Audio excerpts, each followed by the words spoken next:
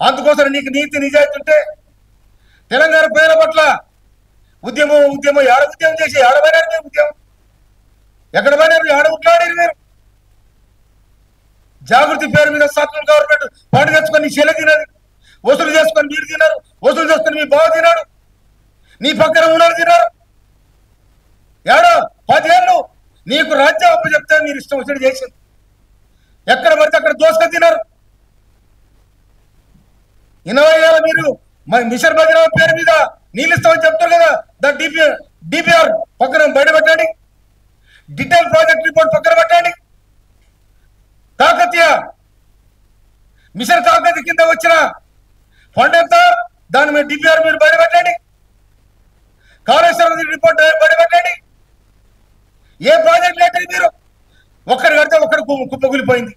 ఇంకేం చేశారు మీరు ఇవాళ మీ పెన్షన్ విధానం రాజశేఖర రెడ్డి తీసుకొచ్చాడు ఉచిత కరెంట్ రాజశేఖర రెడ్డి ప్రభుత్వం వచ్చింది మీరు తెచ్చినట్టు మీ జేబులోకి పెట్టేట్టు ఆనాడు దళితులైన కొప్రేశ్వరుడు ఒక మంత్రి పదవి పెట్టి కొప్రేశ్వరులతో అన్నాడు అన్న తుపాకి నా మీద ఉంది తుపాకి నా చేతిలో ఉంది తూట వాళ్ళ చేతిలో ఉందని చెప్పాడు కొప్రేశ్వర్ అన్న కనీసంగా కూలిపోయిన ఎస్సీ కాలనీలలో కనీసం కమిటీలను బాగు చేద్దామని పాటికి గడతరాదంటే తూట వాళ్ళ జేబులో తూట కేసీఆర్ జేబులో ఉంది తుపాకి నాతాడుంది నేనేం చేయనన్నా అని చెప్పి ఈనాతీనంగా దూశారు మీరు ఏబిసిడి వర్గీకరణ కోసం ఏనాడు మాట్లాడలే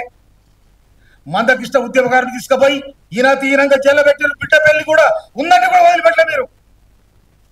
ఎక్కడ పోయినా గట్టిగారు అప్పుడు ఇవాళ దళితులను ఒకళ్ళ మాటలు మాట్లాడుతున్నావు దళితుల కోసం మాట్లాడే అర్హత ఎక్కడిది నీకు ముఖ్యమంత్రి ఎక్కడ దళిత ముఖ్యమంత్రి